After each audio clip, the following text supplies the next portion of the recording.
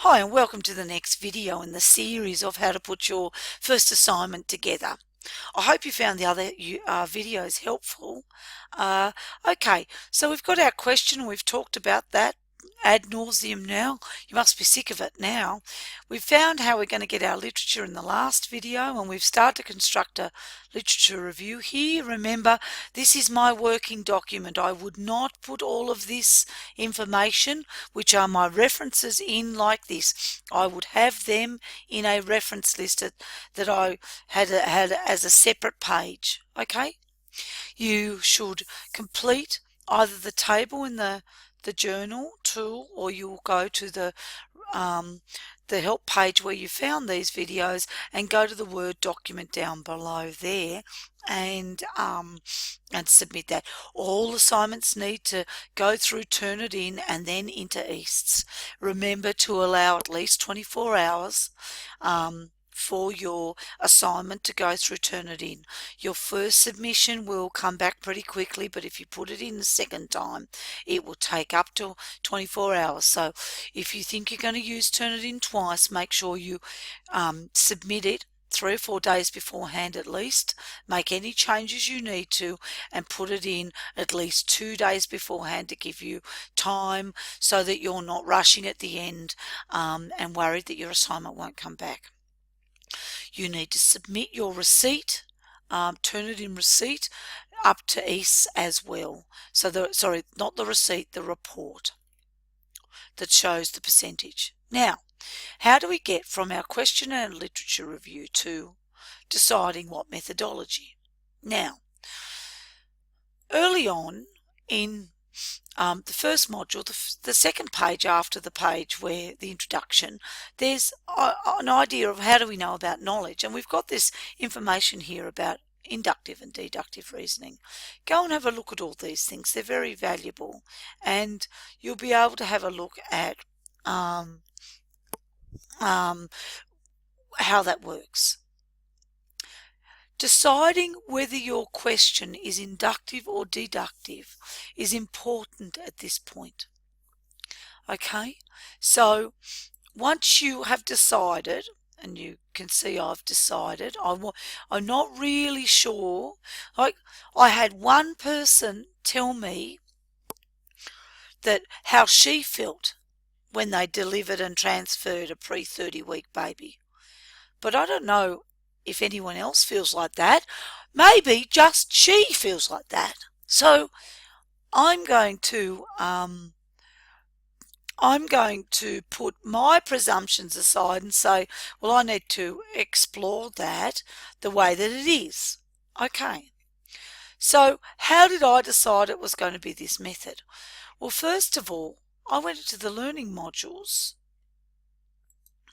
and I looked at let's have a look here. Let's go back here and look at page 1. And here's we've got this book here. So we're just going to pop in here. And it takes a while to open. I think for most people you find it. Now, the other spot,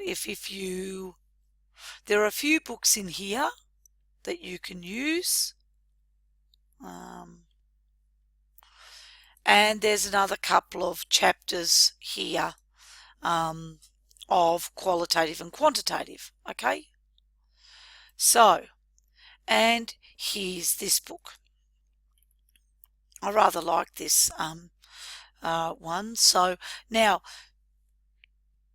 you navigate these ebook ProQuest ebooks on the side here. So this is a separate navigation. Now, so I know it's inductive, so it's likely to be a qualitative. Okay, now I might know that because I've already had a look. If we look up here in some of the things here in module 4. Okay, so that's on page 2 of module 4. Go through all of that to see whether it's something, whether you can see where your particular study will fit, and then go and have a look at the readings. So here we are. We're having a look at the 2 readings. There's We're going to have a look at qualitative design in both of these. Okay, so we're moving through. We've had a look. We go, oh yes, that makes sense. We're going to read this chapter. We'll read the other chapter as well to tell us what we need. And we then say, it would appear that phenomenology is going to help us here. That's good. Okay, that's valuable.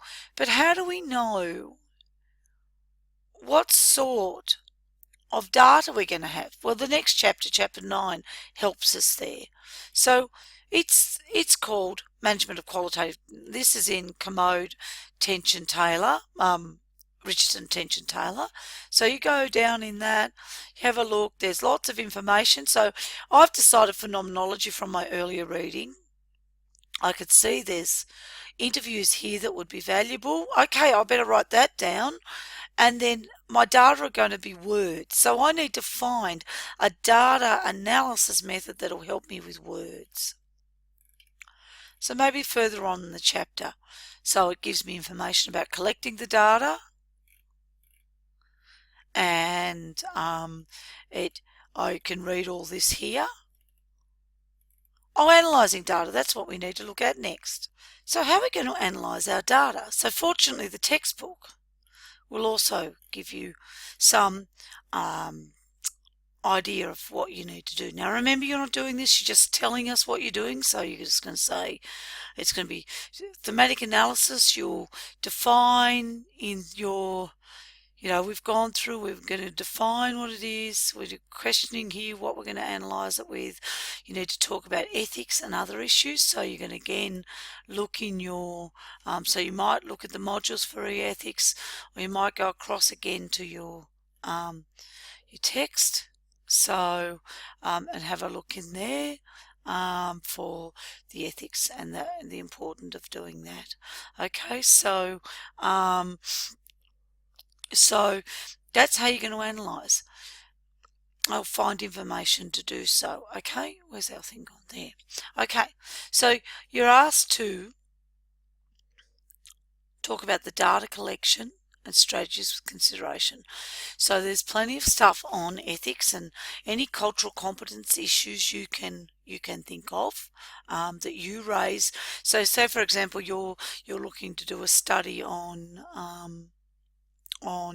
a particular group of people, you might need to think about how their traditions and how their rituals in that particular culture, you might be impacted by the research, and how you could work with that group and alongside and partner with the group to ensure that you are being appropriate to the group, and that you are doing something that the group would find useful for their research. In this cell over here, what you're going to be doing is you're going to be talking about what's rigor and credibility. So you'll need to look those words up, and they mean something in a particular research sense. So just go and have a look at those and see what they mean. Okay, so it says down here, dependent on the type of methodology you choose, you might describe how you might. So I saw in that book that qualitative data, particularly questionnaire data, might be thematic analysis might be used. So I'm going to write that down as my chosen analysis method, and I'm going to define it. Okay, and then just to ensure that I keep on track, I'm going to say, well, how does this link back? So you're always making sure that your method is congruent throughout, and that you're to your question, and that you're doing the right thing for the right method.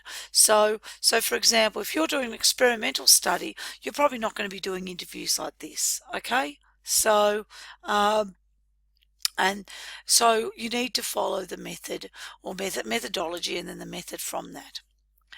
down the bottom here, you're being asked for the limitations that you might find in the research. So in this case, in my study, what I might say is, well, I'm only going, I'll be looking at maybe 15 women, so it's a small sample, which is appropriate for the type of methodology. There's no trouble with that, but that I will be making a point that it may only be the experiences of the women that I speak to, or the midwives, sorry, not the women, the midwives that I speak to, rather than all midwives. Okay, so qualitative data does not look to generalize to greater populations. It does not look to say if some midwives feel like this, all midwives feel like this, but quantitative data does. So it looks to be able to be extrapolated, or the word is generalized, to a larger population. So when I run an experiment and I for people who've got hypertension, and I give one group the standard antihypertensive, and I give my intervention group a fancy new drug, then I am expecting that the people in the treatment group or the intervention group will have better control of their blood pressure than those in the control group. So I will then, at the end of the study, if it's, if I am able to demonstrate that through the results, through my statistical analysis. So it's experimental is quantitative study, quantitative is deductive, remember. So, and that question might be something like, does, XYZ drug work better for controlling hypertension than ABC drug? Okay, so I am proposing, I know I've got the does on the beginning, but I'm really proposing that my fancy new XYZ drug does actually work better than ABC. Okay, so then when I get down to wanting to extrapolate it, if I've got enough statistical power because I've used a large sample size, I might be able to say, well, these sorts of people with hypertension would benefit from taking my fancy new drug, and that it would be beneficial to assist in controlling the hypertension of, many more people. Okay, whereas qualitative research, like I'm doing here, is not looking to do that. It is looking to say, I developed a theory, I'll develop a theory out of it, but it's not saying that this theory will fit all midwives in all parts of the world. Okay, I hope this has been helpful, this last video in the series. If you've got any further questions, please let me know. And remember, put your questions on the discussion board. Talk to you soon. Bye.